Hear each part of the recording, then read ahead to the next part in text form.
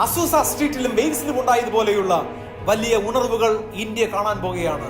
എന്നാൽ ഇന്ത്യൻ ദൈവസഭകൾക്ക് പിടിച്ചു നിൽക്കാനാകാത്ത പീഡകളും പ്രതികൂലങ്ങളും അഴിച്ചുവിടും. ദേവാലയങ്ങൾ തീവെച്ച് നശിപ്പിക്കും. അഭിഷിക്തന്മാർ രക്തസാക്ഷികളാകും. ചിലയിടങ്ങളിൽ ദൈവദൂതന്മാർ ഊരിപ്പിടിച്ച വാളുമായി ഇറങ്ങി നിൽക്കുന്നത് മതവിരോധികൾ കണ്ട് ഭയം ഓടിപ്പോകും.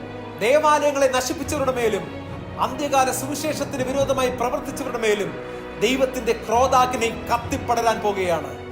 വിശുദ്ധ വേദപുസ്തകത്തിലെ പഴയ നിയമ പുതിയ നിയമ കാലഘട്ടങ്ങളിലെ പ്രവാചകന്മാർക്കും അഭിഷിക്തന്മാർക്കും വിശുദ്ധന്മാർക്കും ദൈവം അനുകൂലമായി പ്രതികരിച്ചതുപോലെയുള്ള ദൈവിക പ്രതികാര ദിവസങ്ങൾ വരുന്നത് ദൈവസഭകൾ കാണാൻ പോകുകയാണ്.